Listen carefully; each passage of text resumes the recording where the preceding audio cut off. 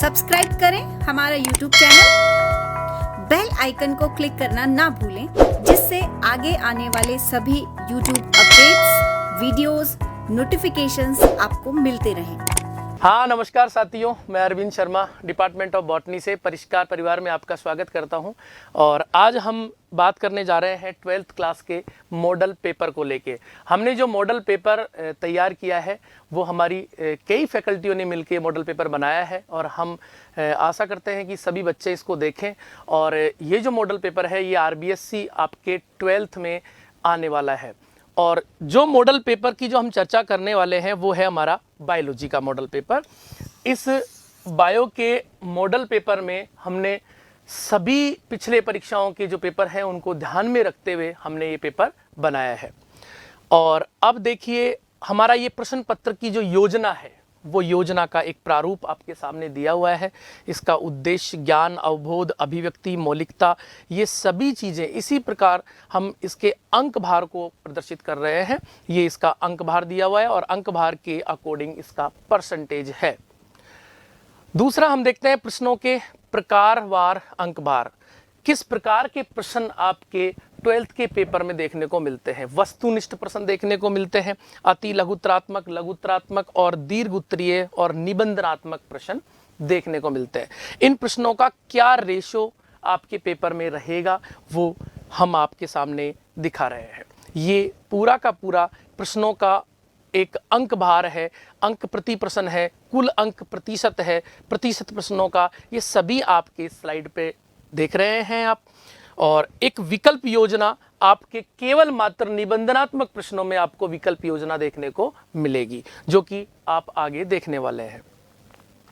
देखिए मित्रों, विषय वस्तु का अंक भार, आपके जो सब्जेक्ट है, आपका जो बायो का जो सब्जेक्ट है पूरा, उस सब्जेक्ट में चैप्टर वाइज कितने कितने नंबर के हमारे चैप्टर है वो भी यहाँ पर दिया हुआ है और चैप्टर के अकॉर्डिंग यहाँ पर परसेंटेज निकाली हुई है।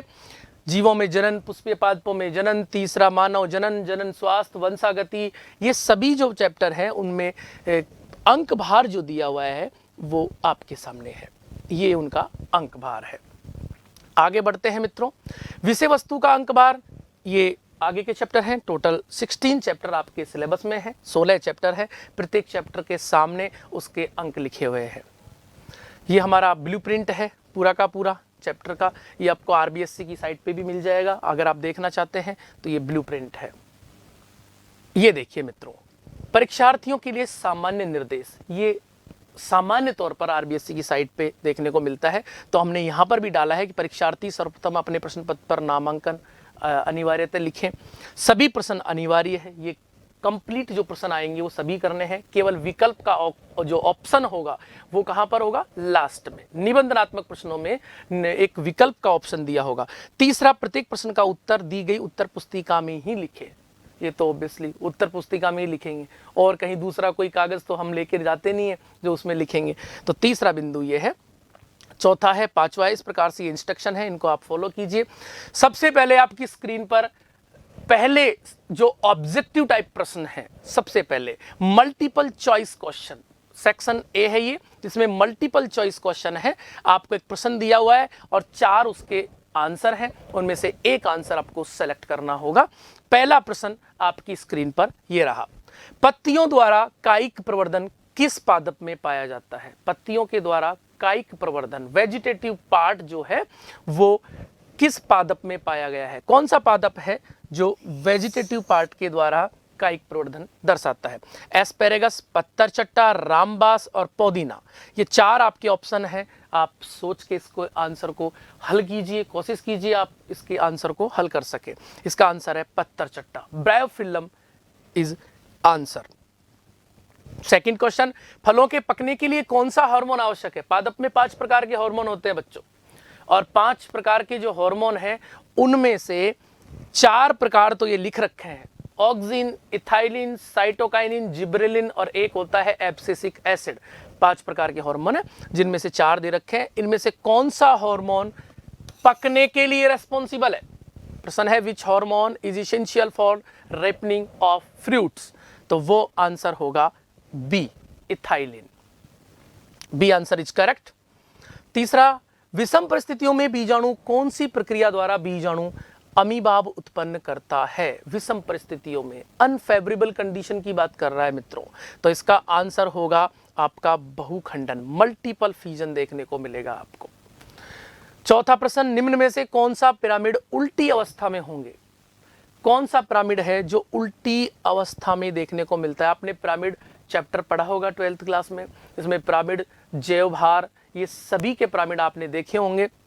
जैवभार का पिरामिड है, ऊर्जा का पिरामिड है, अलग अलग आपको डाइवर्सिटी में पिरामिड देखने को मिलता है। एक समुद्र का भी पिरामिड होता है। तो इस प्रकार से ये प्रश्न पूछ रहा है कि कौन सा पिरामिड उल्टी अवस्था में है। 4 ऑप्शन है, ऊर्जा का, जैव मात्रा का, जैव मात्रा दलदल का, जैव मात्रा में दलदल।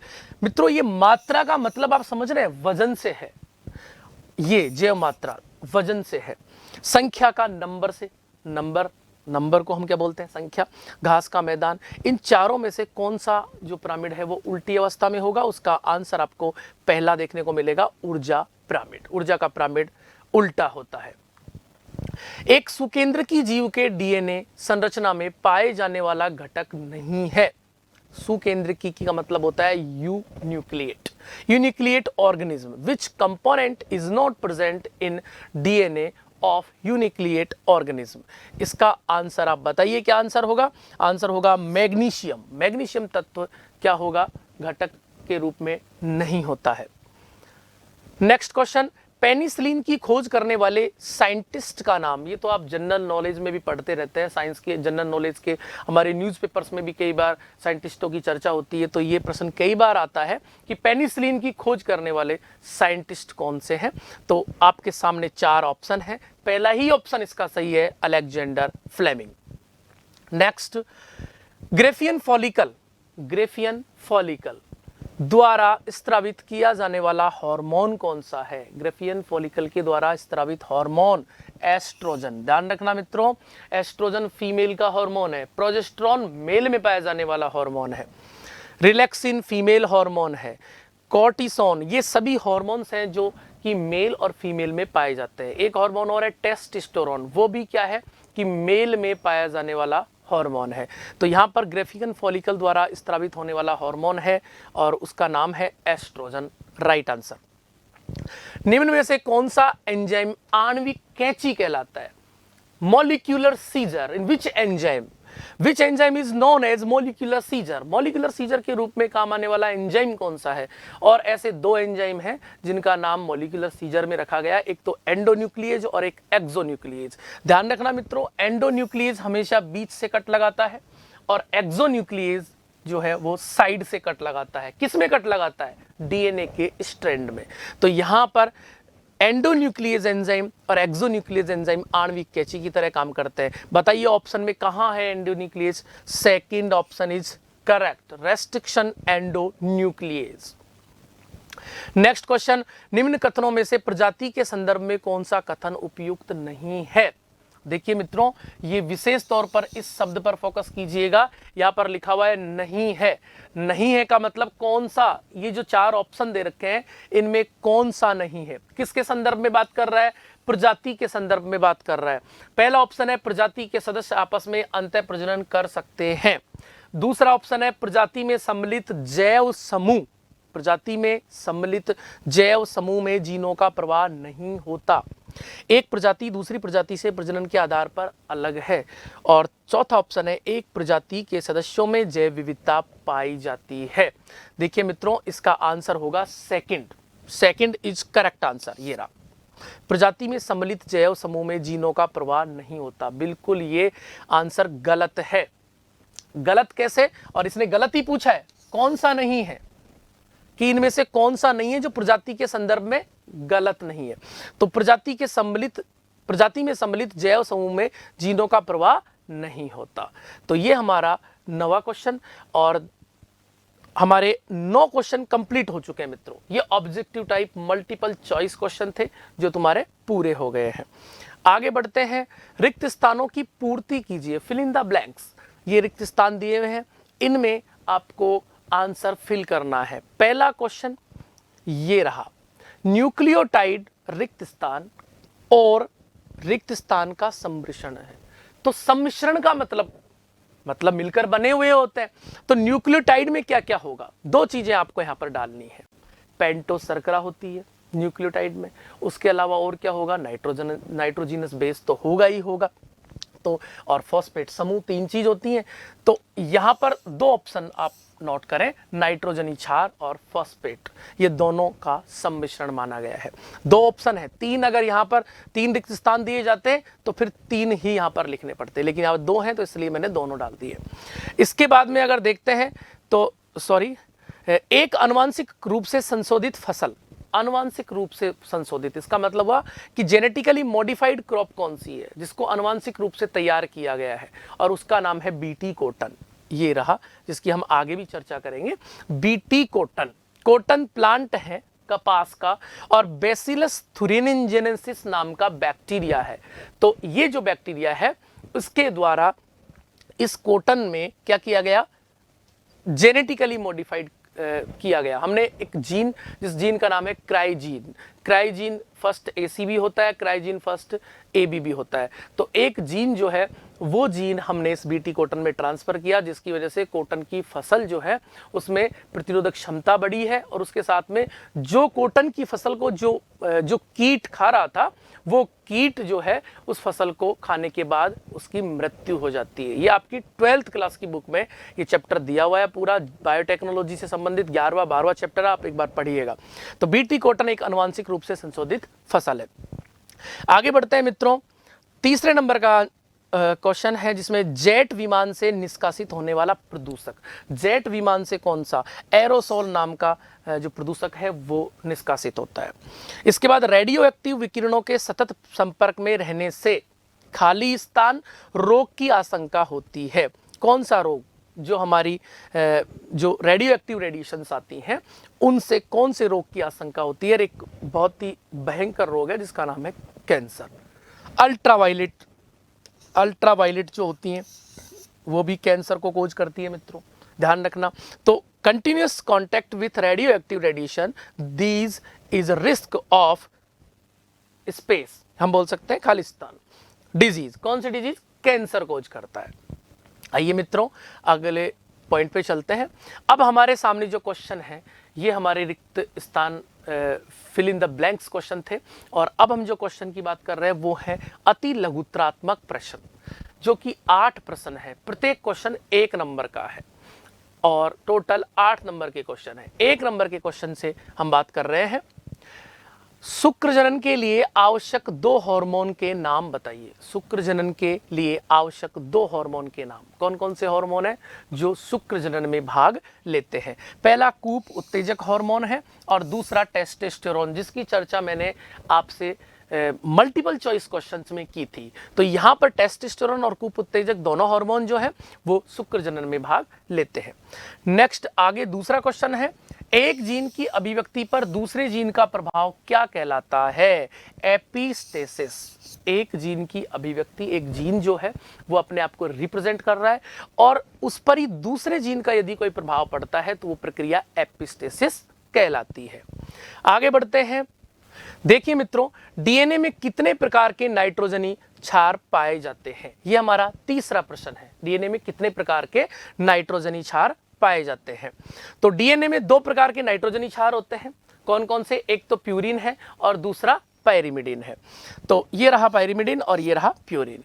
पायरिमिडिन क्षार में 3 प्रकार के नाइट्रोजनी क्षार कौन कौन से, एक तो है थाइमिन, दूसरा है साइटोसिन और तीसरा है यूरेसिल। ये 3 तो होंगे किसमें, पिरिमिडिन में, और प्यूरिन में होंगे एडेनिन और ग्वानिन। प्यूरिन में एडेनिन और ग्वानिन, और पायरिमिडिन में होंगे थाइमिन, साइटोसिन और यूरेसिल। ये देखिए मित्रों इस प्रकार से। लेकिन आप एक चीज और ध्यान रखिएगा, ये बोल रहा है डीएनए में, तो डीएनए में मुख्य रूप से अगर देखें तो यूरेसिल नहीं होता, डीएनए में यूरेसिल नहीं होता। तो डीएनए में अगर यूरेसिल को मैं हटा दूं तो कितने बचे, 4 ही रहेंगे, थाइमिन, साइटोसिन, एडेनिन और ग्वानिन। ये ध्यान रखिएगा, 1 नंबर का प्रश्न है इसलिए इसको थोड़ा सा 4 लाइन में डिटेल से लिखना पड़ता है। चलो आगे बढ़ते हैं मित्रों। चौथा प्रश्न, समयुग्मक क्या है। सम मतलब समान और युग्मक मतलब युग्मक। गैमिट हो सकता है, नर भी हो सकता है, मादा भी हो सकता है, आप पढ़ते आ रहे हैं। तो समयुग्मक, what are isogametes, define them. तो आइसोगेमेट्स परस्पर संयोजित होने वाले दो युग्मक, कितने? दो युग्मक, आकृति में और संरचना में, और एक बात, व्यवहार में एक जैसे होते हैं तो उन्हें समयुग्मक कहा जाता है। विशेष तौर पर ध्यान रखिएगा। ये चौथा के बाद पांचवा क्वेश्चन है आपका, किसी एक जीवाणुभोजी का नाम बताइए जिसे वाहक के रूप में उपयोग लिया जाता है, वेक्टर के रूप में काम में लिया जाने वाला जीवाणुभोजी, और वो है लैम्ब्डाफाज। ये रहा लैम्ब्डाफाज। नेक्स्ट क्वेश्चन, बीटी कॉटन क्या है? मैं पहले भी आपको इस पर चर्चा कर चुका हूं। बीटी कॉटन, बीटी कॉटन एकमात्र ट्रांसजेनिक फसल है। क्या है? बीटी कॉटन ट्रांसजेनिक फसल है। फसल तो हमारी कपास ही है, लेकिन बीटी जो नाम रखा गया है वो उस बैक्टीरिया के नाम पर रखा गया है, जिस बैक्टीरिया का नाम था बैसिलस थुरिनजेनेसिस, जिसमें कीट प्रतिरोधी क्राई, मैं चर्चा कर रहा था क्राइजीन AB और क्राइजीन AC। तो क्राइजीन बैसिलस थुरिनजेनेसिस नामक जीवाणु से प्राप्त करके जेनेटिक इंजीनियरिंग द्वारा निवेशित किया गया है। तो ये हमारा क्या है? BT cotton. आगे बढ़ते हैं मित्रों। नेक्स्ट हमारा क्वेश्चन है, define mutualism by giving one example. एक एग्जाम्पल देते हुए आपको बताना है कि सहोपकारिता क्या है। तो सहोपकारिता का एक उदाहरण देते हुए परिभाषित कीजिए। विभिन्न जातियों के जीवों के बीच सहचर्य का एक प्रकार जो प्राय अविकल्पी होता है और जिसमें दोनों लाभान्वित होते हैं और किसी को हानि नहीं होती, दोनों जीवों को लाभ हो, वो होता है म्यूचुअलिज्म। आप क्या है? किराएदार, और हम क्या है? मकान मालिक। मान लीजिए मकान मालिक किराएदार को क्या देता है? रूम, फ्लैट, और किराएदार उस मालिक को क्या देता है? रेंट। तो सीधी सी बात है, एक दूसरे का क्या है? म्यूचुअलिज्म। तो यहां पर भी म्यूचुअलिज्म जो है वो आपको देखने को मिलेगा। अब म्यूचुअलिज्म का एग्जाम्पल क्या हो सकता है? म्यूचुअलिज्म का एग्जाम्पल पादपों में और मधुमक्खियां, पादपों और मधुमक्खियां। प्लांट से जो मधुमक्खी है वो क्या लेती है? शहद बनाती है, और मधुमक्खियां जो है वो क्या हेल्प करती हैं? पॉलिनेशन में सहायता करती है, परागण में सहायता करती है। तो ये आपको ध्यान रखना है, ये एक दूसरे को क्या करते हैं? सहोपकारिता के रूप में प्रदर्शित करते हैं। तो सहोपकारिता का ये उदाहरण है, और सहोपकारिता में दोनों जीव क्या होते हैं मित्रों? लाभान्वित होते हैं। नेक्स्ट क्वेश्चन, जैव आवर्धन को परिभाषित कीजिए। जैव आवर्धन क्या है? जैव आवर्धन का तात्पर्य है क्रमिक पोषण स्तर पर अविषाक्त की सांद्रता में वृद्धि का होना। अविषाक्त जो है उसकी सांद्रता में क्या हो जाती है? वृद्धि हो जाती है। इस प्रकार यह अविषाक्त पदार्थ पोषण स्तर में पहुंच जाता है। मतलब एक समुद्र है और उस समुद्र में छोटे जीव हैं मान लीजिए, और उन छोटे जीवों से, वो छोटे जीव हैं उनमें जो विषाक्त की मात्रा मान लीजिए 2% है, और उसके बाद में उन छोटे जीवों को कोई दूसरा जीव खा रहा है तो विषाक्त उन बड़े जीवों में जाता है, फिर उन बड़े जीवों को उनसे बड़े जीव खाते हैं तो उनमें जा रहा है, फिर उनसे बड़े जीवों को और बड़े जीव खा रहे हैं तो उनमें जाता है। तो ये जो विषाक्त है इसकी मात्रा जिस स्तर से ये चालू हुआ है वहां से लेकर ऊपर वाले स्तर तक, यहां से लेकर और इस स्तर तक जीव है। मान लीजिए ये प्रथम पोषक स्तर है, ये द्वितीयक और तृतीयक है। तो तृतीयक पोषक स्तर पर जो विषाक्त की मात्रा है वो क्या हो जाती है मित्रों? इंक्रीज हो जाती है, इंक्रीज हो जाती है, बढ़ जाती है। तो विषाक्त जो है वो क्या है? धीरे धीरे एक पोषक स्तर से दूसरे पोषक स्तर पर जब जाता है तो वो इंक्रीज होता है, और वो प्रक्रिया जैव आवर्धन को क्या करती है? प्रदर्शित करती है। अब देखिए मित्रों, सेक्शन बी आ चुका है, आपके ये प्रश्न पूरे हो चुके हैं। आप देख लीजिए, आपका ये लास्ट प्रश्न था, और इसके बाद में अब 12 प्रश्न जो हैं वो आपके 1.5 नंबर के आने वाले हैं। बस आने वाली है एग्जाम, 15-20 दिन बचे हुए हैं, 20-25 दिन बच रहे हैं। इतने में आप ये पीपीटी को देखिएगा, आप इसको समझिएगा, और 12 क्वेश्चन जो है हमारे ये 1.5 नंबर के क्वेश्चन होंगे, इनको भी आप विशेष रूप से पढ़ें। देखिए पहला प्रश्न, सगर्भता के समय ऋतुस्राव के अस्थायी रूप से बंद होने का क्या कारण है? यदि कोई महिला है और वो महिला क्या हो जाती है? प्रेग्नेंट। तो प्रेग्नेंट को यहां पर क्या बोला है? सगर्भता। और उनका जो मेंस्ट्रुअल साइकिल है उसको बोला है ऋतुस्राव। तो वो मेंस्ट्रुअल साइकिल क्या हो गया, बंद हो गया। अब मेंस्ट्रुअल साइकिल बंद होने का कारण पूछा है, प्रश्न क्या पूछ रहा है कि सर्वभक्ता के समय ऋतुस्राव के अस्थायी रूप से बंद होने का कारण, स्थायी रूप से नहीं मित्रों, मादा में, फीमेल में, महिलाओं में जो ऋतुस्राव है वो लगभग 45 से 50 साल की जो एज है उसमें क्लोज होता है। लेकिन यहां पर लिखा है अस्थायी रूप से बंद होने का कारण क्या है। यदि फीमेल प्रेग्नेंट है और वो उसका मेंस्ट्रुअल साइकिल क्लोज हो रहा है तो उसका रीजन क्या है, तो उस रीजन को हम देख रहे हैं। सर्वभक्ता के समय विकसित हुआ अपरा प्रोजेस्टेरोन का स्त्राव प्रारंभ कर देता है। तो यहां पर सबसे मेन रोल किसका है, प्रोजेस्टेरोन। और प्रोजेस्टेरोन क्या है, एक हार्मोन है, इसका लेवल बढ़ रहा है। अब प्रोजेस्टेरोन का जब लेवल बढ़ता है, ये स्तर जब बढ़ता है तो प्रोजेस्टेरोन का स्तर बना रहता है, बना रहने का मतलब बढ़ रहा है। यह हार्मोन गर्भाशयी एंडोमेट्रियम को बनाए रखने में सहायता करता है। जो गर्भाशय है मादा फीमेल में, ये गर्भाशय है, मान लीजिए ये गर्भाशय है और ये इसकी एंडोमेट्रियम लेयर है। बेटा समझने की कोशिश कीजिएगा, 3 लेयर होती है, एंडोमेट्रियम, मायोमेट्रियम और पेरीमेट्रियम। तो एंडोमेट्रियम जो लेयर है वो यहां पर ब्रेक डाउन नहीं होती, टूटती नहीं है। क्योंकि आप पूछोगे सर टूटती क्यों नहीं है, ये टूटती इसलिए नहीं है क्योंकि प्रोजेस्टेरोन का लेवल बढ़ गया। जब प्रोजेस्टेरोन का लेवल बढ़ जाता है तो एंडोमेट्रियम ब्रेक डाउन नहीं होती, और जब ये लेयर ब्रेक डाउन नहीं होती तो मेंस्ट्रुअल साइकिल कहां से चलेगा, नहीं चल पाएगा। इसका मतलब जो ऋतुस्राव है वो स्टार्ट नहीं होगा। और ये लेयर जो है वो क्या होती है, प्रोजेस्टेरोन की वजह से बनी रहती है। तो प्रोजेस्टेरोन का स्तर बना रहता है, यह हार्मोन गर्भाशयी एंडोमेट्रियम को बनाए रखने में सहायता करता है, अतः ऋतुस्राव क्या होगा, नहीं होता है। और यही प्रश्न पूछा गया था कि ऋतुस्राव क्यों नहीं होता, तो उसका आंसर आपके सामने बता दिया है। आगे बढ़ते हैं मित्रों, दूसरा प्रश्न, टर्नर सिंड्रोम पर टिप्पणी दीजिए। टिप्पणी, एक शॉर्ट नोट लिखना है, नंबर 1.5। आपको पता है 1.5 नंबर में कितना मैटर लिखना है, जो मैंने आपको बताए हैं उतना ही मैटर लिखना है, इससे ज्यादा मैटर लिखने की आवश्यकता नहीं है, अदरवाइज आपका पेपर छूट सकता है। टर्नर सिंड्रोम, इस विकार के कारण एक एक्स गुणसूत्र की कमी हो जाती है। मादा में एक्स गुणसूत्र होते हैं और नर में एक्स और वाई गुणसूत्र होता है। अब आप देखिए कि जो टर्नर सिंड्रोम की फीमेल होगी, जो महिला होगी, उसमें गुणसूत्र क्या होने चाहिए, X0। सर ये X0 क्यों लिखा है या XO क्यों लिखा है, मादा में तो गुणसूत्र XX होता है, लेकिन इस महिला में गुणसूत्र क्या होंगे, X0। मतलब एक ही एक्स क्रोमोजोम होगा, एक एक्स क्रोमोजोम की कमी होगी, इसलिए ये 45 क्रोमोजोम की महिला होगी। और जब कोई महिला 45 क्रोमोजोम की होती है तो उसमें लक्षण दिखने लग जाते हैं, और वो लक्षण आपके सामने हैं। क्या होंगे अभी बताने वाला हूं। इस विकार के कारण एक एक्स गुणसूत्र की कमी हो जाती है, बात मैं बता चुका।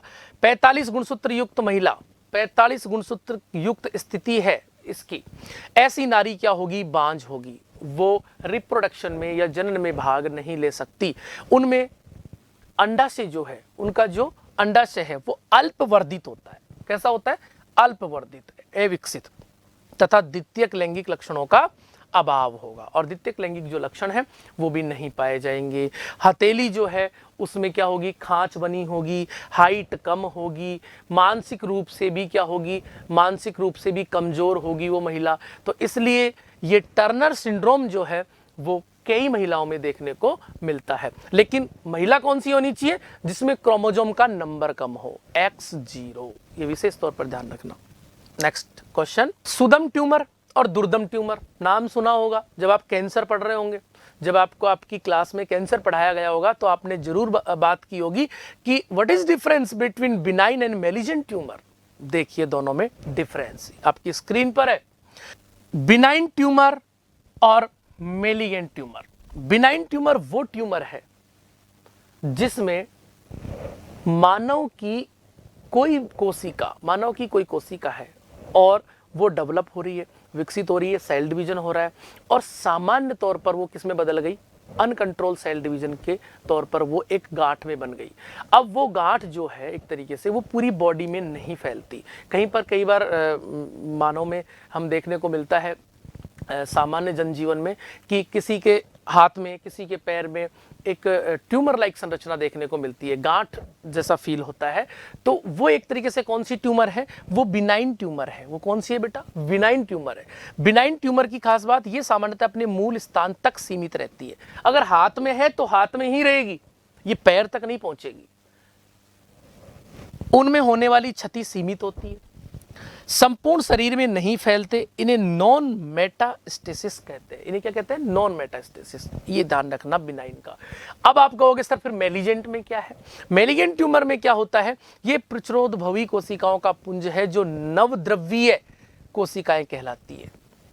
नियोप्लास्टिक सेल कैसी होगी? नियोप्लास्टिक सेल होगी। ये अपने आसपास की सामान्य कोशिकाओं पर हमला करके क्षतिग्रस्त करती हैं और प्रतिस्पर्धा करती है। अब प्रतिस्पर्धा करना, क्षति करना, ये सब करने से ठीक है, करने दो, क्या होगा? होगा। और वो क्या होगा? ये होगा बेटा, संपूर्ण शरीर में फैल जाती हैं, पूरी बॉडी में फैल जाती हैं। तो ये संपूर्ण शरीर में फैल जाती है, इन्हें क्या कहेंगे? मेटास्टेसिस कहा जाता है। इन्हें मेटास्टेसिस। जबकि ये क्या कहलाती है? Non metastasis. ध्यान रखना, नॉन मेटास्टेसिस किसमें है? बिनाइन में। और मेलिगेंट में क्या है? मेटास्टेसिस। ठीक है, ध्यान में रखिएगा इस प्रश्न को भी।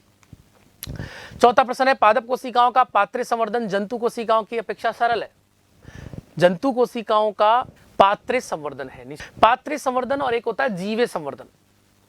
जीवे संवर्धन की जो प्रक्रिया है वो मानव के शरीर के अंदर करवाई जाती है, जबकि या जीव के शरीर के अंदर करवाई जाती है, जबकि पात्रे निषेचन की जो प्रक्रिया है वो बॉडी से बाहर करवाई जाती है, लेबोरेटरी में करवाई जाती है। तो ये बहुत बड़ा अंतर है पात्रे संवर्धन और जीवे संवर्धन का। तो पादप कोशिकाओं का पात्रे संवर्धन जंतु कोशिकाओं की अपेक्षा क्या है? सरल है। क्यों है? उसका आंसर आपकी स्क्रीन पे रहा। पादप कोशिकाओं का पात्रे संवर्धन जंतु कोशिकाओं के पात्रे संवर्धन से इसलिए सरल है क्योंकि पादप कोशिकाएं अधिक पूर्णता युक्त, पूर्ण सख्तता रखती हैं, टोटिपोटेंसी रखती हैं, अधिक पूर्ण सख्तता युक्त होती हैं। इनका संवर्धन अनेक पीढ़ियों तक, क्या?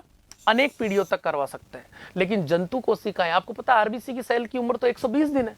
120 दिन बाद वो डेड हो जाएगी, फिर नई कोशिकाएं बनेंगी। जबकि पादपों की जो कोशिकाएं हैं उनका संवर्धन हम कभी भी करवा सकते हैं।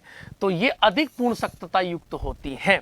जंतु कोशिकाओं में विभेदन शीघ्र संपन्न हो जाता है, तब कुछ पीढ़ियों पश्चात ही वे कोशिकाएं मृत होने लगती है। कुछ पीढ़ियों के पश्चात क्या होगा? वो कोशिका क्या होने लग जाती है? डेड होने लग जाती है। नेक्स्ट क्वेश्चन है आपकी स्क्रीन पर, नस्ल और प्रजाति में कोई दो प्रमुख अंतर लिखने हैं। दो पूछे हैं बेटा, 3 लिख सकते हो लेकिन 5 नहीं, क्योंकि प्रश्न 1.5 नंबर का ही है, इसलिए विशेष तौर पर ध्यान रखिएगा इनका कि नस्ल और प्रजाति में दो प्रमुख अंतर। पहला, नस्ल जीवों का वह समूह जो सामान्य बाह्य लक्षण, आकार और आमाप में समान होता है, नस्ल कहलाएगा। प्रजाति जीवों का वह समूह जो अंतः प्रजनन में प्रजननक्षम है, अंतः प्रजननक्षम है, उर्वर संतान उत्पन्न करते हैं, जननक्षम प्रजाति कहलाते हैं। एग्जाम्पल, बॉस इंडिकस गाय की प्रजाति है, बिल्कुल। और यहाँ पर जो नस्ल में एग्जाम्पल है, साहीवाल है, ब्राउन स्विस है, ये गाय की नस्लें हैं। आपको पता होना चाहिए दोनों में अंतर। प्रजाति, दो जीव हैं आपस में जनन कर रहे हैं, और जन्म करने के बाद नई संतति अगर जन्म ले रही है तो वो प्रजाति हो गई साहब। वो क्या हो गई? प्रजाति हो गई। और अगर बात करते हैं नस्ल की, तो नस्ल में वो उन जीवों का समूह आता है जो जिनके सामान्य बाह्य लक्षण, उनके आकार और आमाप आदि क्या होते हैं? समान होते हैं देखने को, तो वो क्या है? हमारे नस्ल कहलाती है। एग्जाम्पल आपके सामने है, साहीवाल और ब्राउन स्विस एक जैसे दिखाई देती हैं, एक ही नस्ल की क्या है? गाय है। आगे बढ़ते हैं मित्रों, नेक्स्ट क्वेश्चन, समजात और समवर्ती अंगों में अंतर स्पष्ट कीजिए या अंतर लिखिए। तो आप देख रहे हैं होमोलोगस और एनालोगस ऑर्गन की बात कर रहे हैं ये। तो सबसे पहले हम बात करते हैं समजात ऑर्गन की। इनकी आंतरिक संरचना और उत्पत्ति समान है। देखना बेटा, उत्पत्ति समान है, एंसेस्टर सेम है, इनकी उत्पत्ति समान है। दोनों जीव आगे चल के अलग हो रहे, लेकिन उत्पत्ति समान है। जबकि समवर्ती अंग, इनकी आंतरिक संरचना और उत्पत्ति क्या होती है? भिन्न होती है। और ऐसे जीवों को हम क्या कहते हैं? Convergent evolution. ऐसे जीव जो है वो कौन से विकास में आते हैं? कन्वर्जेंट इवोल्यूशन का उदाहरण माना जाता है, जबकि इसको डाइवर्जेंट इवोल्यूशन का एग्जाम्पल माना जाता है। विभिन्न वातावरणों में अनुकूलन हेतु विकसित होते हैं। मनुष्य का हाथ और व्हील का क्लीपर, ये दोनों जो हैं वो किसका एग्जाम्पल है? समजात अंग का है, जिनकी उत्पत्ति एक ही जैसी है। जबकि समवर्ती में पक्षियों के पंख और मछलियों में फिन्स, इनकी उत्पत्ति क्या है? इनकी उत्पत्ति क्या है? एक जगह से नहीं है, या हम बोल सकते हैं कि उत्पत्ति समान नहीं है, उत्पत्ति अलग अलग है। तो ये समवर्ती अंग का एग्जाम्पल है और ये कन्वर्जेंट इवोल्यूशन है बेटा। आगे बढ़ते हैं। बायोगैस की रासायनिक प्रकृति समझाइए। एक ऐसे जीव का नाम बताइए जो बायोगैस उत्पादन में सहायक है। बहुत इजी है और आप देखेंगे इसका आंसर। बायोगैस मुख्यतः निम्नलिखित रासायनिक पदार्थ निर्मित है। देखो कौन कौन से पदार्थ हैं। मेथेन है, CO2 है, N2, H2S, ये सभी जो है बायोगैस में काम आते हैं, लेकिन अल्प मात्रा में। ये मुख्य रूप से है, ये तुम्हारे कंपटीशन में भी क्वेश्चन पूछे जाते हैं कई बार। बायोगैस में मेथेन है और कार्बन डाइऑक्साइड है। लगभग 50 से 70% मेथेन है, CH4, और कार्बन डाइऑक्साइड 30 to 40% है। अल्प मात्रा में N2, H2S, H2 ये अल्प मात्रा में देखने को मिलते हैं। और बैक्टीरिया, मेथेनोजन नाम के बैक्टीरिया की भूमिका बायोगैस में रहती है। आगे बढ़ते हैं मित्रों। धान के खेतों में नील हरित शैवालों का उपयोग कैसे लाभदायक है? धान के खेतों में नील हरित शैवाल, ब्लू ग्रीन एल्गी, क्या योगदान है साहब धान के खेतों में? देखो आपको पता है ये नाइट्रोजन स्थिरीकरण करते हैं, और नाइट्रोजन स्थिरीकरण का मतलब इतनी सी बात है कि नाइट्रोजन स्थिरीकरण एक वह प्रक्रिया है जिसमें नाइट्रोजन को दूसरी फॉर्म में बदला जाता है। अब वो अमोनिया हो सकता है, वो नाइट्रेट हो सकता है, वो नाइट्राइट हो सकता है। नाइट्रोजन को डायरेक्ट पौधे वायुमंडलीय नाइट्रोजन को ग्रहण नहीं करते, उनको बदला जाता है। अब आप सोचोगे बदलेगा कौन सर? तो बदलेगा कौन? बैक्टीरिया। ब्लू ग्रीन एल्गी है, आप देख रहे हैं, ये रहा साइनोबैक्टीरिया, ब्लू ग्रीन एल्गी है।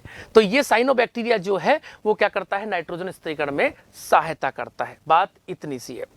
विकसित हो रहे पादपों को अन्य पोषक पदार्थ, अमीनो एसिड, कार्बनिक अम्ल आदि उपलब्ध करवाते हैं, जिससे पैदावार में क्या होती है? वृद्धि होती है। ये लाभ है, ये है फायदा, पैदावार में वृद्धि। ये इसका कीवर्ड है। क्या है? कीवर्ड, पैदावार में वृद्धि। उसके लिए यहां पर दे रखा है। आगे बढ़ते हैं मित्रों। यदि मनुष्य का एपिडिडाइमिस आप देख रहे हैं मेल में होगा, फीमेल में नहीं, एपिडिडाइमिस हटा दिया जाए तो कौन सी प्रक्रिया प्रभावित होगी? स्पष्ट करें, कौन सी प्रक्रिया? एपिडिडाइमिस को काट दिया जाता है, हटा दिया जाता है। इसके अभाव में क्या होगा? शुक्राणुओं का परिपक्वन नहीं होगा, पोषण और संग्रहण का कार्य प्रभावित हो जाएगा। ठीक है, इसके फलस्वरूप वृषण में शुक्राणु शुक्रवाणी तक नहीं पहुंच पाएंगे और निषेचन की क्रिया अवरुद्ध हो जाएगी। क्या होगा? निषेचन की क्रिया अवरुद्ध हो जाएगी। ये कारण है किसका? एपिडाइडिमिस को हटा देगा। नेक्स्ट 10वां क्वेश्चन। यदि एक पिता और पुत्र दोनों वर्णांधता से ग्रसित हैं तो क्या यह लक्षण पिता द्वारा पुत्र में स्थानांतरित है? अभी देखते हैं। वर्णांधता एक्स लिंक्ड गुण है, एक्स लिंक्ड डिजीज है वर्णांधता। आपको पता है नर है, नर में मान लीजिए क्रोमोसोम क्या है? एक्स और वाई, और मादा में क्या है? एक्स और एक्स रिसेसिव फॉर्म में, जबकि नर में क्या है? एक्स और वाई। यह प्राय अप्रभावी रूप से प्रदर्शित होता है। कैसा होता है? अप्रभावी रूप से। इस गुणसूत्र हेतु नर हेमीजाइगस होंगे। नर कैसे होंगे? हेमीजाइगस स्थिति होगी तथा उनमें एकल अप्रभावी गुणसूत्र अपना प्रभाव दर्शाते हैं। कैसे? एकल अप्रभावी गुणसूत्र जो होंगे वो अपना प्रभाव को प्रदर्शित करेंगे। और मादा में क्या होगा? मादा में 2x गुणसूत्र उपस्थित होने के कारण, 2x है मादा में, नर में तो x और y है, तो नर में तो एक ही x है, लेकिन मादा में क्या हो जाता है?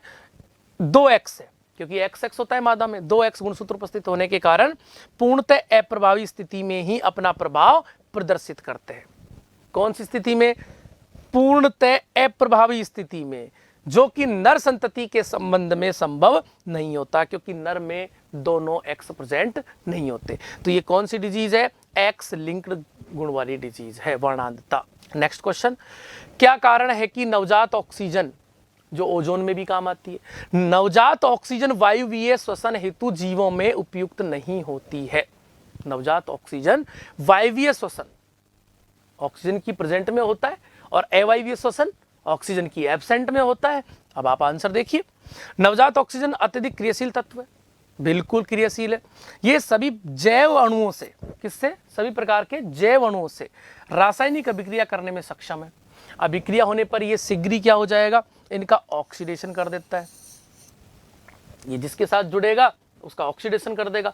अब जब किसी पदार्थ का यदि ऑक्सीडेशन हो गया तो ऑक्सीडेशन होने से डीएनए, प्रोटीन, विकर आदि, जिससे उनकी उपापचयी जो मेटाबॉलिक रिएक्शंस हैं, उपापचयी क्रिया और शारीरिक संरचना में क्या आ जाएगी, विकृति आ जाएगी। इसलिए नवजात ऑक्सीजन हानिकारक है भाई, अतः इसका उपयोग जीवों में घातक हो सकता है। ये प्रश्न इंपॉर्टेंट प्रश्न है, आप बिल्कुल इनको पढ़िए और समझिए। नेक्स्ट लास्ट क्वेश्चन है मित्रों, आपका 1.5 नंबर वाले जो प्रश्न है उनमें, यदि डीएनए प्रतिकरण में डीएनए लाइगेज एंजाइम के स्थान पर, आपको प्रतिकरण की प्रक्रिया मालूम है, डीएनए से डीएनए बनने की प्रक्रिया क्या कहलाती है, प्रतिकरण।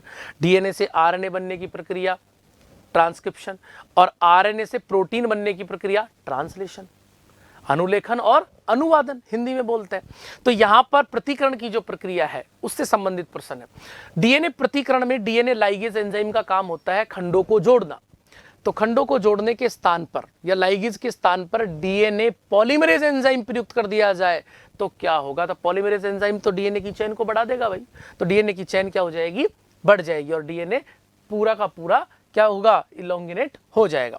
डीएनए लाइगेज एंजाइम का मुख्य कार्य डीएनए प्रतिकरण के दौरान डीएनए के खंडों को जोड़ना। प्रतिकरण के दौरान यदि डीएनए लाइगेज हटा देंगे और पॉलीमरेज जोड़ देंगे तो क्या होगा, डीएनए के खंडों का निर्माण लगातार होता रहेगा।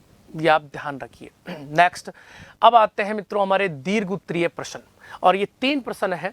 एक प्रश्न 3 नंबर का है मित्रों, एक पारिस्थितिकी तंत्र में उपस्थित फास्फोरस चक्र की महत्वपूर्ण विशिष्टताओं पर प्रकाश डालिए। फास्फोरस की महत्वपूर्ण विशिष्टता आपको खूब अच्छे से पता है, ये आपके सामने पीपीटी है और ये स्लाइड्स हैं, आप आराम से स्क्रीनशॉट ले सकते हैं, पढ़ सकते हैं, देख सकते हैं। बात किसकी कर रहा है, ये फास्फोरस चक्र की। मैंने इसका डायग्राम भी डाला है, मैं उस डायग्राम के थ्रू आपको जल्दी से जल्दी समझाने की कोशिश करूंगा। फास्फोरस चक्र की बात कर रहा है तो फास्फोरस जैविक झिल्ली, न्यूक्लिक एसिड कोशिकीय ऊर्जा स्थानांतरण प्रणाली का एक महत्वपूर्ण घटक है।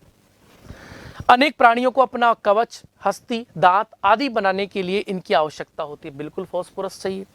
फास्फोरस को भंडारण चट्टानों में है। कहाँ है फास्फोरस, चट्टानों में। तो मित्रों सीधी सी बात है, फास्फोरस चट्टानों में है तो हम उसको ढूंढ के लाएं? नहीं, ऐसा नहीं है। हम फास्फोरस को ढूंढने की जरूरत नहीं है।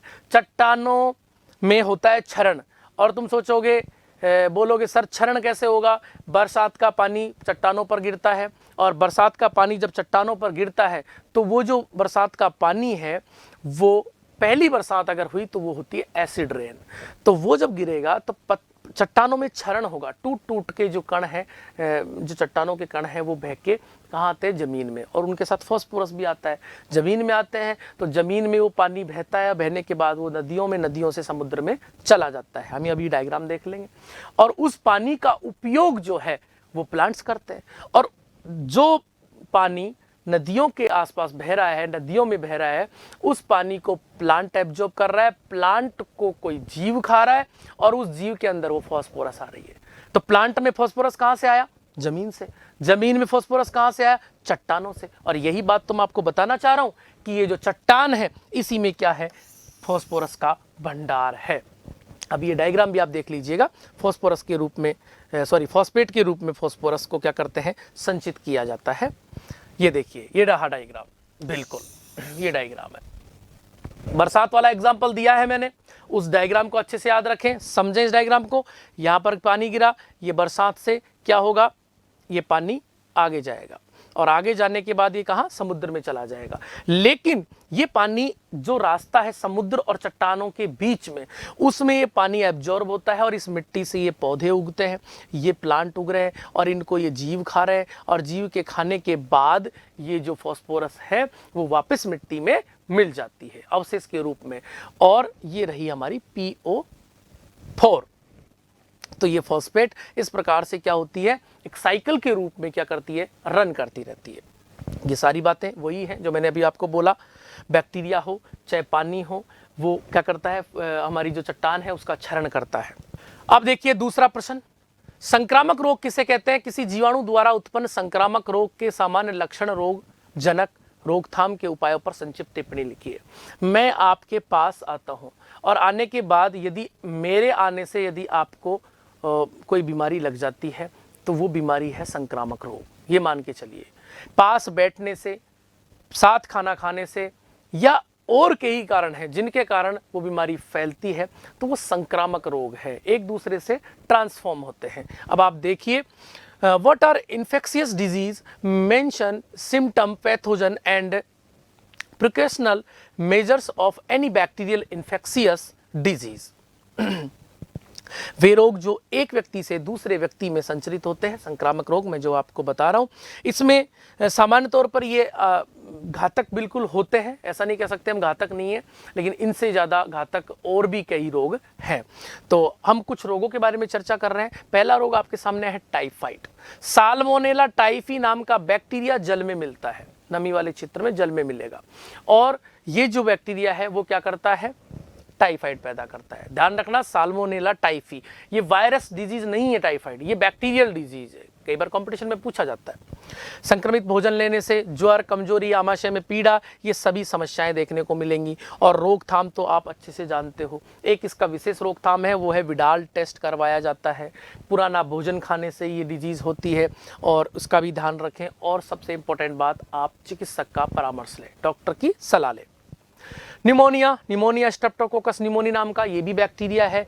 हीमोफिल्स इन्फ्लुएंजी ये भी बैक्टीरिया है, ये निमोनिया है। और निमोनिया लंग्स को इन्फेक्ट करता है, लंग्स को प्रभावित करता है, लंग्स को संक्रमित करता है। आप देखते हैं छोटे बच्चों में निमोनिया आमतौर पर थोड़ा सा यदि ठंड बढ़ जाती है तो निमोनिया चालू हो जाता है। तो ये आपको क्या करेगा, लंग्स को प्रभावित करेगा। ये नॉर्मल लंग्स है और ये आपके निमोनिया से ग्रसित लंग्स है। तो इस प्रकार से निमोनिया में खांसी है, ठिठुरन है, सिर दर्द है, बुखार है, ये सब चीज़ें आपको देखने को मिलेगी। वायु कोष्ठ में ये सब आपको देखने को मिलेगा। कौन सा डिजीज, निमोनिया डिजीज। और इफेक्ट, प्रभाव क्या देखने को मिलेगा, और नाखून धूसर रंग के नीले हो जाते हैं, ये लक्षण है निमोनिया के। रोकथाम आप जानते हैं, रोगी से सीधे संपर्क से बचें, उसके पानी को उपयोग में नहीं लें, जो पानी पी रहा है उस पानी को हम बिल्कुल उपयोग में नहीं लें, सामान्य व्यक्ति उसका यूज़ नहीं करे, उस गिलास का, उस बर्तन का यूज़ नहीं करे। तो ये सब क्या है, ये लक्षण है, ये उसके रोकथाम के उपाय हैं। और एक उपाय जो आप सभी जानते हैं, चिकित्सकीय परामर्श तो हमको लेना ही है अगर किसी को निमोनिया होता है। तीसरा प्रश्न हमारे बड़े प्रश्नों में जिनमें दीर्घ उत्तरीय है उनमें तीसरा है, समष्टि से क्या तात्पर्य है। बिल्कुल समष्टि आपको समझना पड़ेगा कि ऐसे सजीवों का समूह जो समान भौगोलिक परिस्थिति में, समान भौगोलिक परिस्थिति है उनमें, और समान संसाधनों को साझा करते हैं। इस हेतु उनके मध्य स्पर्धा भी पाई जाती है। यदि कोई जीव रहता है, आपस में बिल्कुल कंट्रोवर्सी होती है, चाहे भोजन को लेकर हो, चाहे आवास को लेकर हो। समष्टि की रचना करते हैं। समष्टि में होने वाली दो प्रमुख प्रकार की पारस्परिक क्रिया, कौन कौन सी क्रिया है जो देखने को मिलेंगी। एक परजीविता है मित्रों, दूसरा सहजीविता है। परजीविता और सहजीविता। परजीविता यह दो प्रजातियों के बीच का संबंध जिसमें उनमें से एक को लाभ होता है और दूसरे को नुकसान, ये परजीविता है। यदि कोई जीव किसी दूसरे जीव के ऊपर निर्भर है तो वो परजीविता होगी। और सहजीविता, दोनों प्रजातियां सहजीवी कहलाती हैं। अब सर उदाहरण बताइए, आप यही सोच रहे होंगे। एग्जाम्पल सहजीवी का है लाइकेन और माइकोराइजा, और परजीविता का एग्जाम्पल है गेहूं पर पक्सीनिया। ये क्या आफत है भाई, पक्सीनिया क्या आ गया। पक्सीनिया कवक रोग है। पक्सीनिया क्या है, कवक के द्वारा लगने वाला रोग है। तो पक्सीनिया किस पर लगता है, ये रोग गेहूं पर लगता है। तो पक्सीनिया, उसने तो अपना लाइफ साइकिल पूरा कर लिया, उसने तो अपना माइसीलियम बना लिया और गेहूं को नुकसान कर दिया। तो पक्सीनिया तो आ गया प्लस में और गेहूं आ गया माइनस में। तो एक पॉजिटिव और एक नेगेटिव, तो एक को फायदा हो गया और एक को नुकसान हो गया। तो आप देख रहे हैं, एक को लाभ होता है और दूसरे को हानि होती है, और इसमें दोनों को लाभ होता है। ये आप डायग्राम के थ्रू भी देख सकते हैं। ये पक्सीनिया ऑन व्हीट, पीपीटी के माध्यम से आप देख रहे हैं, ये पक्सीनिया, ये क्या है, गेहूं का स्टेम है, और इस पर ये जो स्पोर दिख रहे हैं वो पक्सीनिया के हैं। तो पक्सीनिया जो हमारी कवक है जो इसको प्रभावित करती है, और गेहूं का पौधा प्रभावित होता है। तो ये प्लस माइनस का एग्जाम्पल है। और ये प्लस प्लस का म्यूचुअलिज्म का है, लाइकेन जो कवक और शैवाल दोनों का कॉम्बिनेशन है। इसमें कवक भी है और शैवाल भी है। आगे बढ़ते हैं मित्रों, लास्ट आपका सेक्शन सी मित्रों। अब आपके दो प्रश्न हैं, आप ध्यान रखिएगा। निबंधनात्मक प्रश्नों में ये वो प्रश्न है जिनमें आपको विकल्प का ऑप्शन दिया जाएगा। किसका, विकल्प का ऑप्शन दिया जाएगा। अब विकल्प का मतलब आप समझ रहे होंगे। ये पहला प्रश्न है, डीएनए की द्विकुंडलित संरचना को समझाइए। इसके विकल्प में आपका दूसरा प्रश्न भी है जो हम आगे नेक्स्ट अभी चर्चा करने वाले हैं। तो ये विकल्प का प्रश्न है, explain the double helical structure of DNA. आपको ये पता होना चाहिए सबसे पहले कि डीएनए की डबल हेलिकल स्ट्रक्चर के बारे में किसने बताया, वाटसन और क्रिक नाम के वैज्ञानिक ने बताया था, ये ध्यान रखना। आइए सबसे पहले डीएनए की बात कर रहे हैं, तो ये एक न्यूक्लिक एसिड है। सर्वप्रथम अल्टमान ने केंद्रकीय पदार्थ को निकालकर, केंद्रक से इस पदार्थ को निकालकर इससे प्रोटीन्स को आइसोलेट किया और शेष फॉस्फोरस युक्त पदार्थ को अम्लीय होने के कारण न्यूक्लिक एसिड कह दिया। ये दो प्रकार के हैं, एक तो होता है डीएनए और दूसरा होता है आरएनए। डीऑक्सीराइबो न्यूक्लिक अम्ल और इसकी संरचना। अब इसकी संरचना, डीएनए एक अणु का बहुलक है, आनुवांशिक लक्षणों को एक पीढ़ी से दूसरी पीढ़ी में पहुंचाने का या ले जाने का या भेजने का काम करता है। ये खुद है जो एक पीढ़ी से दूसरी पीढ़ी में स्थानांतरित होता है। बिल्कुल डीएनए एक पीढ़ी से दूसरी पीढ़ी में स्थानांतरित होने वाला पदार्थ है, इसलिए ये क्या है, जेनेटिक मटेरियल है, आनुवांशिक पदार्थ माना जाता है। आगे बढ़ते हैं मित्रों, ये आपकी थ्योरी है। अब आपको मैं बताऊं, फ्रैंकलिन इन्होंने क्या कहा कि डीएनए एक कुंडलित संरचना है, और वाटसन और क्रिक ने डीएनए की द्विकुंडलित संरचना के बारे में बताया। मैंने पहले ही कहा था आपको, और कब बताया, वो डेट भी आपके सामने सन 1953 में बताया था। तो ये मॉडल प्रस्तुत किया। सिंपल चीजें आपको याद रखनी है, अपनी कॉपी में, डायरी में जो भी है आपके पास नोट करिएगा उनको। दो लंबी श्रृंखलाओं से बने हैं, दो कुंडल है, इस प्रकार से कुंडलित संरचना है डीएनए की, ध्यान रखिएगा। डायग्राम भी आपके सामने आने वाला है। विशेष तौर पर इन इकाइयों को हमने क्या नाम दिया, इसकी न्यूक्लियोटाइड्स। न्यूक्लियोटाइड्स किसको बोला, जिसमें पेंटोस सुगर हो, फॉस्फेट समूह हो और नाइट्रोजनस बेस हो, नाइट्रोजन क्षार युग्म, नाइट्रोजनस बेस को नाइट्रोजन क्षार युग्म, पेंटोस शर्करा और फॉस्फोरस, तीनों चीज। इन श्रृंखलाओं को पॉलीन्यूक्लियोटाइड श्रृंखला कहते हैं। इस प्रकार की डीएनए की संरचना अनेक बहुलकों की श्रृंखलाओं के जुड़ने से बनती है। श्रृंखलाएं काफी लंबी, अणु अत्यधिक बड़े होते हैं इनके। प्रत्येक श्रृंखला का प्रत्येक न्यूक्लियोटाइड एक विशिष्ट और जटिल संरचना है। 3 प्रकार के अणु या मूलकों से मिलकर बना होगा, जो मैंने अभी चर्चा की है। 3 प्रकार की कौन कौन सी चीज होंगी, पेंटोस शर्करा होगी, फॉस्फेट मूलक और नाइट्रोजन क्षार युग्म, ये 3 प्रकार की चीजें होंगी। अब इनमें भी आप ध्यान रखना, एक शब्द है प्यूरिन। प्यूरिन जो मैंने छोटे क्वेश्चनों में चर्चा की थी, प्यूरिन प्रकार के जिनमें सेकंड पोजीशन 2 एंड रिंग होती है। आप आपकी बुक में देखिएगा, एडेनिन और गुआनिन। इसमें क्या होगा, एडेनिन और गुआनिन, ये डायग्राम आपका, एडेनिन और गुआनिन।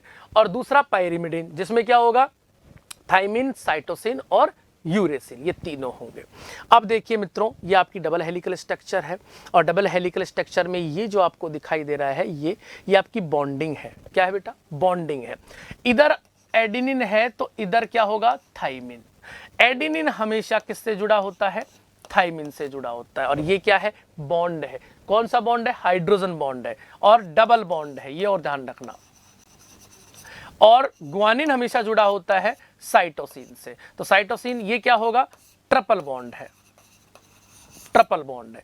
ये ट्रिपल बॉन्ड होगा, ये डबल बॉन्ड होगा। ये विशेष तौर पर ये भी ध्यान रखना। आप इस डायग्राम को वापस चर्चा करेंगे थ्योरी पर आने के बाद। ये हमारा double helical structure, hydrogen bonding जो मैंने बताई, ये स्ट्रैंड है, फॉस्फोरस और आपका यहाँ पर बॉन्ड जो बने हुए हैं बीच में, ये जो बॉन्ड बीच में बने हुए हैं, ये कौन से बॉन्ड है, हाइड्रोजन बॉन्ड है। और ये नाइट्रोजिनस बेस है, गुआनिन है, साइटोसिन है, यहाँ पर इस प्रकार से जुड़े होते हैं। अब हम आगे बढ़ रहे हैं, एक बार इसको देखते हुए। ये मैंने चर्चा की थी, देखो साइटोसिन, ये गुआनिन। पिरिमिडिन, ये मैं चर्चा कर चुका। पिरिमिडिन के नाइट्रोजन की एकल रिंग होगी, साइटोसिन और थाइमिन। डीएनए के एक अणु में डीऑक्सीराइबोस शर्करा एक अणु क्षारक के एक अणु से जुड़ा होगा। यौगिक में डीऑक्सीराइबोसाइट्स कहलाते हैं। एक न्यूक्लियोसाइट होगा। न्यूक्लियोसाइट में फॉस्फेट समूह नहीं होता, ध्यान रखना, न्यूक्लियोसाइट में फॉस्फेट नहीं होता। नाइट्रोजन क्षार युग्म और पेंटोस शुगर होती है। अब यह न्यूक्लियोसाइट एक फॉस्फोरिक एसिड से मिलकर डीऑक्सीराइबो न्यूक्लियोटाइड बनाता है। न्यूक्लियोटाइड्स के एक अणु में क्षारक का अणु सदैव शर्करा के अणु से जुड़ता है। हमेशा किससे जुड़ेगा, शर्करा के मॉलिक्यूल से जुड़ेगा। इस तरह फॉस्फोरिक अम्ल का एक अणु भी शर्करा के एक अणु से जुड़ा रहता है।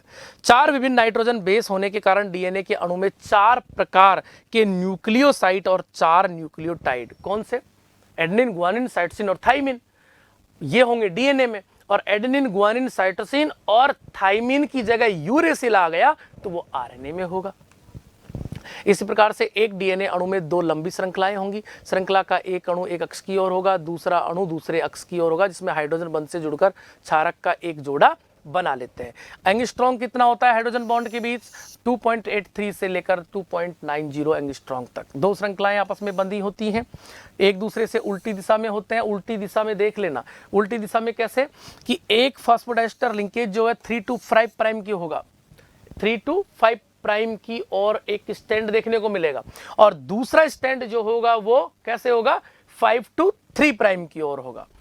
दूसरी श्रृंखला में 5 to 3 उल्टी दिशा में होते हैं। इस प्रकार डीएनए एक सीढ़ी की तरह लगता है। डीएनए का व्यास 20 एंगस्ट्रॉम तक देखने को मिलता है। ये सिंपल बेटा डीएनए की संरचना के बारे में चर्चा थी। अब हम दूसरा प्रश्न देखने जा रहे हैं जिसमें डीएनए के पृथक्करण की बात है। इसको चित्र सहित समझाना है और डीएनए के महत्वपूर्ण कार्य भी बताने हैं। रेप्लिकेशन मैं आपको बता चुका, डीएनए से डीएनए के निर्माण की प्रक्रिया रेप्लिकेशन है। वाटसन क्रिक ने बताया था द्विकुंडली संरचना, पहले चर्चा कर चुके हैं, लेकिन बेसिक अगर आपका प्रश्न आता है तो आप इस प्रकार से 1-2 लाइन बताएंगे। खास बात ध्यान रखना, द्विगुणित संरचना में अर्ध संरक्षी शब्द आता है। अर्ध संरक्षी का मतलब यह होता है कि आधा तो पुराना और आधा नया। देखो समझो मेरी बात को कि ये हमारा मान लीजिए डीएनए है, और अगर नया डीएनए इससे बनेगा तो ये तो है हमारा पुराना, और जो नया बन रहा है वो इस प्रकार से आपको मैं थोड़ा सा अलग तरीके से बना दिया, ये नया डीएनए। तो अर्ध संरक्षी मतलब आधा संरक्षित रहता है और आधा नया बनता है, इसलिए इसको अर्ध संरक्षी फॉर्म में बताया गया है। ये नए डीएनए अणु में एक सूत्र पैतृक होगा, मतलब पेरेंटल सूत्र होगा, और दूसरा नया बनेगा, दूसरा नवनिर्मित होता है। 1958 में मैथ्यू मेसल्सन ने ये बात बताई। कौन सी? अर्ध संरक्षी प्रकार का डीएनए होता है। फ्रैंकलिन स्टाइल ने एस्केरिसिया, हम बोल सकते हैं एस्चीरिया कोलाई, क्या बोलते हैं इसको? एस्चीरिया कोलाई नामक बैक्टीरिया के डीएनए अणु पर ऐसे द्विगुणन की पुष्टि की, और डीएनए के द्विगुणन को हम निम्नलिखित चरणों में बांट सकते हैं। अब ये हमारे चरण है, तो चरण में सीधा आप इसको नोट कीजिएगा। अकुंडलन का मतलब होता है इसकी जो कोइलिंग होती है। डीएनए हमेशा इस प्रकार से उलझा हुआ रहता है। अब उस डीएनए को खोलने के लिए कोई एंजाइम चाहिए, सीधी सी बात है। तो हमारे पास एक एंजाइम है यहाँ पर जो आगे आने वाला है, और उसका नाम है आइसोमरेज, टोपो आइसोमरेज। ये रहा टोपो आइसोमरेज। ये एंजाइम इसको बेटा ओपन कर देता है, ध्यान रखना। टोपो आइसोमरेज एंजाइम इसको ओपन करता है, इसकी कोइलिंग को, और जब इसकी कोइलिंग खुलना शुरू होती है तो यहाँ पे टोपो आइसोमरेज का काम या उपयोग होता है। इसके बाद हम आगे बढ़ते हैं तो टोपो आइसोमरेज फर्स्ट और टोपो आइसोमरेज सेकंड, ये डीएनए की द्विकुंडली में एक सूत्र में कटाव पैदा करता है, और सेकंड जो है वो द्विकुंडली के दोनों सूत्रों में कटाव उत्पन्न करता है। ये एक सूत्र में करता है और ये दोनों सूत्रों में, एक सूत्र में और ये दोनों सूत्रों, मतलब दोनों रज्जुक में खोलेगा, दोनों रज्जुकों को खोलने का काम करेगा।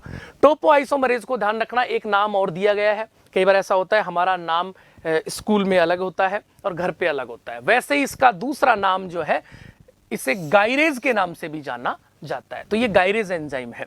अब द्विकुंडली का खुलना, अब ये क्या होगी? ओपन होगी, और जहां से ये ओपन होती है वो एक वहां पर एक सीक्वेंस है, और उस सीक्वेंस का नाम है ओरिक। क्या बोलते हैं उसको? Oric sequence. कौन सी? ORIC, ओरिक सीक्वेंस होती है, वहां से ये ओपन होना शुरू होता है। इसको आप नोट कर लीजिएगा। अब देखिए इसके बाद होगा क्या कि जब वो ओपन होगा, जब ये हमारा डीएनए है, और जब ये क्या होता है? खुलता है, ये कोइलिंग खुलती है, ऐसे ये ऐसे रहता है, ऐसे ओपन होता है। जब ये ओपन होता है तो यहाँ पर एक प्रोटीन होती है, उसका नाम है SSB। इसको बोलते हैं बेटा single standard binding protein, SSBP। ये क्या करती है? ये जब कोइलिंग खुल जाती है, ये जब कोइलिंग ऐसे खुल जाती है तो ये इनको वापस रिकॉइल ना हो जाए उससे रोकने के लिए SSB काम आती है, ध्यान रखिएगा। SSB के आने के बाद एक एंजाइम आता है जिसका नाम है helicase enzyme. Helicase enzyme DNA में उपस्थित हाइड्रोजन बॉन्ड्स को ब्रेक डाउन करवाता है, तोड़ता है। हाइड्रोजन बॉन्ड तोड़ेगा क्योंकि डीएनए है तो उसमें हाइड्रोजन बॉन्ड है। ये देखो बेटा ये जुड़ रहे हाइड्रोजन बॉन्ड, तो डीएनए के हाइड्रोजन बॉन्ड्स को ब्रेक डाउन करवाने का काम कौन करेगा? कौन करेगा? आपके सामने एंजाइम लिख रखा है हेलिकेज। डीएनए हेलिकेज नाम का एंजाइम एक बड़ा अणु लिपट जाता है और यह डीएनए के सूत्रों को धीरे धीरे खोलने का कार्य करता है। इसको आप बिल्कुल ये डायग्राम में 2-3 बार दिखा रहा हूं, यहाँ पे आगे भी दिखाऊंगा। तो ये कोइलिंग खुली हुई दिख रही है, ये कोइलिंग खुल जाएगी। अब इसके बाद में क्या होगा? कोइलिंग खुलेगी, न्यूक्लियोटाइड्स का सक्रियकरण। अब ये न्यूक्लियोटाइड्स का क्या हो जाएगा? सक्रियकरण होगा। न्यूक्लियोटाइड्स एंजाइम फास्फोराइलेज और एटीपी की उपस्थिति में सक्रिय हो जाते हैं। ये प्रक्रिया फास्फोराइलेशन कहलाती है। तो वहां पर फास्फोराइलेशन होगा। आरएनए प्रवेशक का निर्माण, आरएनए प्रवेशक। अब देखना, द्विगुणन या प्रतिकरण शाखाओं के बनते ही प्रत्येक द्विशाख पर अलग हुए प्रत्येक डीएनए सूत्र पर राइबोन्यूक्लियोटाइड अणुओं की छोटी अनुपूरक श्रृंखला बनती है। इन आरएनए अणुओं को प्रवेशक कहते हैं, इनको प्राइमर्स कहा जाता है। क्या कहते हैं? RNA primer. तो सबसे पहले कौन जुड़ता है? आके आरएनए प्राइमर जुड़ जाता है। अब मैं बताऊंगा कहां पर जुड़ रहा है, क्योंकि इन्हीं के 3 छोरों पर डीऑक्सी राइबोन्यूक्लियोटाइड्स अणुओं को जोड़कर डीएनए की एक नई श्रृंखला का संश्लेषण किया जाता है। आरएनए प्राइमर का संश्लेषण प्राइमेज एंजाइम या आरएनए पॉलीमरेज की सहायता से होता है। तो आरएनए पॉलीमरेज जो है वो यहां पर क्या करेगा, उसकी शुरुआत करेगा। किसकी शुरुआत करेगा? नए डीएनए के बनने के लिए रेस्पॉन्सिबल है। डीएनए श्रृंखला का निर्माण और दीर्घीकरण, enzyme DNA polymerase, enzyme DNA polymerase. अब एक एंजाइम आया है जिसका नाम है डीएनए पॉलीमरेज। तो डीएनए पॉलीमरेज एंजाइम आता है, और कौन सा है? बैक्टीरिया की बात कर रहे हैं, प्रोकैरियोट्स में है ये जो रेप्लिकेशन है प्रोकैरियोट्स में। तो जो हमारा एंजाइम है वो DNA polymerase enzyme. DNA polymerase enzyme हमारा प्रतिकरण करवाने का कार्य करता है। तो वो प्रतिकरण किस किस प्राइम में करवाता है, ये उसकी थ्योरी है, और वो ये एंजाइम है डीएनए पॉलीमरेज जो प्रतिकरण करवाता है। डायग्राम के थ्रू मैं इसको ज्यादा समझाऊंगा तो बेटर रहेगा। ये देखिए 3 to 5 प्राइम का ये एक स्टैंड है, और ये 5 to 3 प्राइम का स्टैंड है। ध्यान रखिएगा, बहुत इंपॉर्टेंट, बहुत ही महत्वपूर्ण बिंदु है ये रहा। तो ये 2 स्टैंड है अलग अलग, ये पेरेंट स्टैंड है। अब जो नया स्टैंड बनेगा वो कब बन रहा है? सबसे पहले कौन आया? टोपोआइसोमरेज। उसके बाद कौन आया बताइए? हम टोपोआइसोमरेज को क्या बोला हमने? गायरेज। उसके बाद हमारा हेलिकेज आया, हाइड्रोजन बॉन्ड थे, यहां पर हाइड्रोजन बॉन्ड थे, ऐसे यहां पर भी थे लेकिन वो टूट गए। ये देखिए यहां पर थे, वो टूट चुके हैं ये हाइड्रोजन बॉन्ड। और टूटने के बाद अब क्या होगा? हमारा आरएनए प्राइमर आया। आरएनए प्राइमर कहां जुड़ गया बेटा? ये देखिए आरएनए प्राइमर यहां पर जुड़ता है, और ये पूरा का पूरा ये स्ट्रैंड बनता है। डीएनए पॉलीमरेज एंजाइम कहां जुड़ता है? 5 प्राइम पे। ध्यान रखना, DNA polymerase third enzyme is responsible for the DNA replication. तो डीएनए रेप्लिकेशन के लिए पॉलीमरेज थर्ड काम करेगा, डीएनए पॉलीमरेज थर्ड, और वो यहां पर इस प्रकार से जुड़ता है। ये तो आरएनए प्राइमर जुड़ा है, और यहां पर डीएनए पॉलीमरेज जुड़ेगा, और डीएनए पॉलीमरेज इसका पूरा प्रतिकरण कर देगा, इसकी कॉपी बना देगा। कौन से स्टैंड की? ऊपर वाले स्टैंड की कॉपी बन रही है। अब देखिए दूसरे स्टैंड की कॉपी कंटिन्यू क्यों नहीं बन पाती? ये तो कंटिन्यू बन गई, ये कंटिन्यू क्यों नहीं बन पाती? क्यों नहीं बन पाती? इसका रीजन है, वो ये है कि आरएनए प्राइमर कहां जुड़ता है? 5 प्राइम पर, और डीएनए पॉलीमरेज थर्ड कहां जुड़ता है? 5 प्राइम पर। तो 5 प्राइम किधर है भाई? चेक कर लीजिए 5 प्राइम किधर है? 5 प्राइम यहां पे नहीं, या तो भाई इसके सामने तो 3 प्राइम आएगा, इसके सामने तो 3 प्राइम आएगा, 5 तो नहीं है। तो 5 प्राइम कहां होगा? इधर से। तो आरएनए प्राइमर यहां आ जाता है, समझना, और डीएनए पॉलीमरेज भी यहां जुड़ जाता है, और जो ही आरएनए प्राइमर जुड़ता है डीएनए पॉलीमरेज इसका रेप्लिकेशन कर देता है। तो कुछ दूरी तक रेप्लिकेशन करता है, और फिर वापस क्या हो जाता है? ये डिसकंटिन्यूअस हो जाता है। फिर वापस दूसरा आरएनए प्राइमर जुड़ता है, फिर वापस आरएनए प्राइमर जुड़ता है, और इस प्रकार से ये क्या बन जाते हैं? खंड बन जाते हैं। क्या बन जाते हैं मित्रों? खंड बन जाते हैं। और खंड बनने के कारण इसको बोला गया डिसकंटिन्यूअस स्टैंड, क्योंकि ये कंटिन्यू स्टैंड नहीं बन पाया। और ये बात किसने बताई? ये खंड किसने बताए? ओकाजाकी नाम के वैज्ञानिक के द्वारा दिए गए। तो इस प्रकार से इन खंडों को सील करने का कार्य कौन करता है? लाइगेज एंजाइम आता है और इनको सील करके चला जाता है। ध्यान रखिएगा, इस वाले स्टैंड को बोलते हैं लिगिंग स्टैंड, और इसको बोलते हैं लीडिंग स्टैंड। ये पूरा का पूरा डीएनए रेप्लिकेशन की प्रक्रिया आपको क्लियर हो गई होगी। अब डीएनए के महत्व और कार्य, इनमें जीवन को चलाए रखने की प्रमुख आधार माना जाता है। किसको? डीएनए को। इनके पीढ़ी दर पीढ़ी लक्षण प्रकट होते रहते हैं। ये आपके डीएनए के क्या है? कार्य है, महत्व है। ये डीऑक्सीराइबोज न्यूक्लिक अम्ल आनुवांशिक सूचनाओं का वाहक का कार्य करता है। डीएनए के द्वारा निर्मित न्यूक्लिक अम्ल विभिन्न अमीनो अम्ल से डीएनए द्वारा निर्देशित प्रोटीन का संश्लेषण, जो विभिन्न प्रकार की क्रिया और अनुक्रिया होने देने में एंजाइम के रूप में सहायक होती है। तो ये आपके क्या है? महत्व है।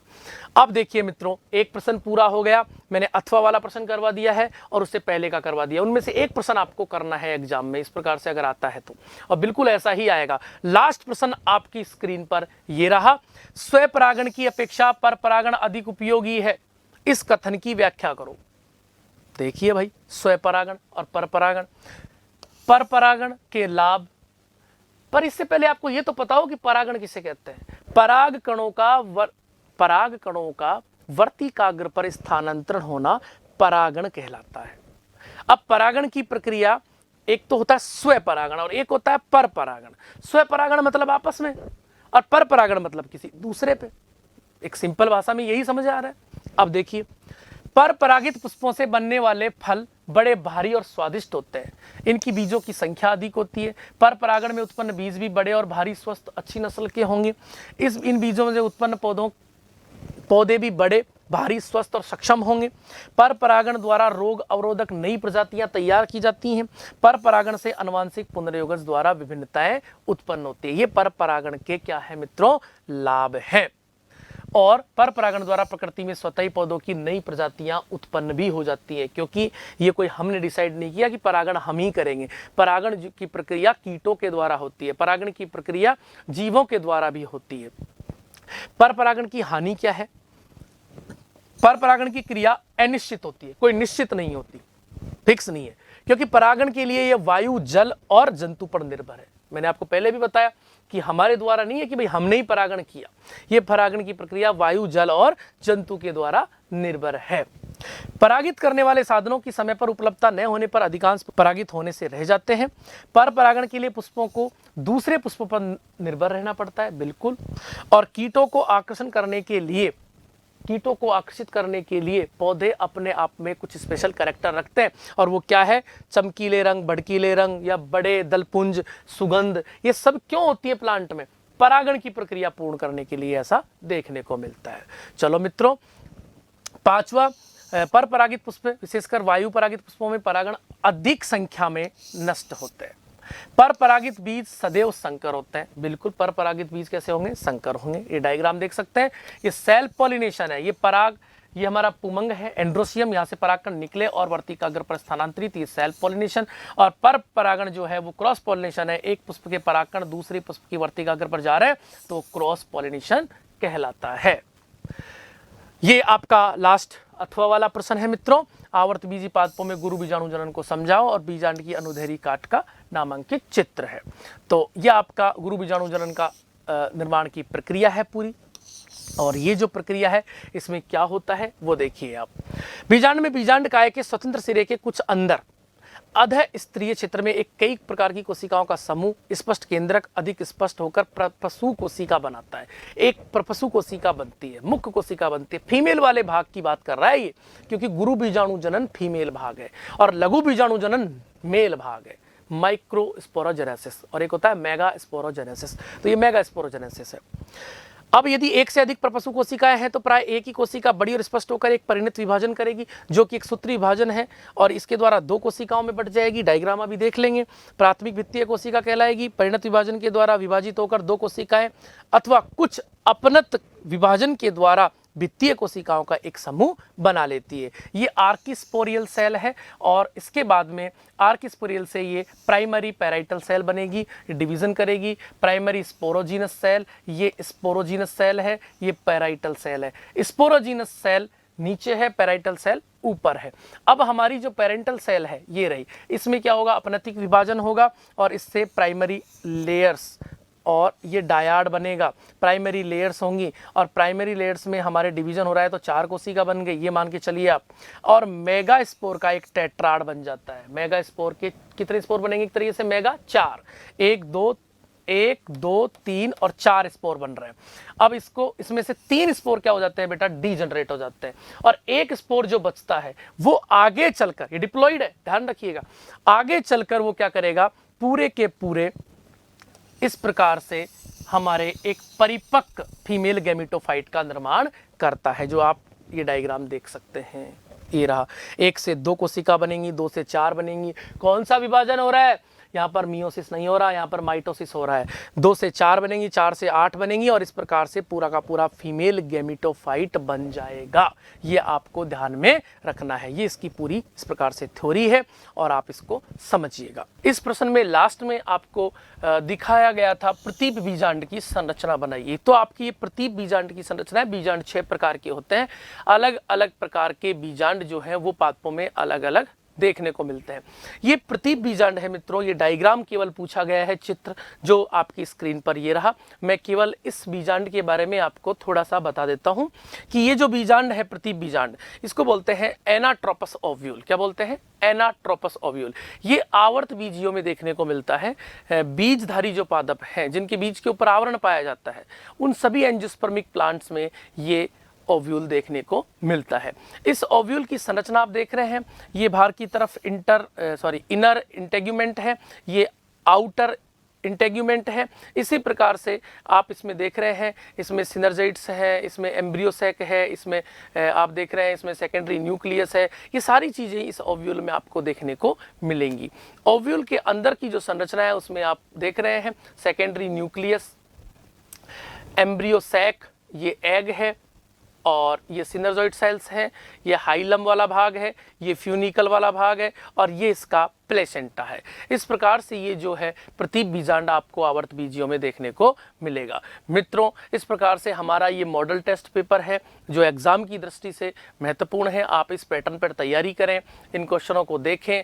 हम आशा करते हैं कि इस पेपर में से भी क्वेश्चन आने की संभावना पूरी बनती है। हमने मोस्ट क्वेश्चन इसमें लिए हैं, उनको आप अच्छे से पढ़ें, और ये आरबीएससी का मॉडल पेपर आप इस पैटर्न के आधार पर ही तैयारी करें। बहुत बहुत धन्यवाद। All the best. Thank you.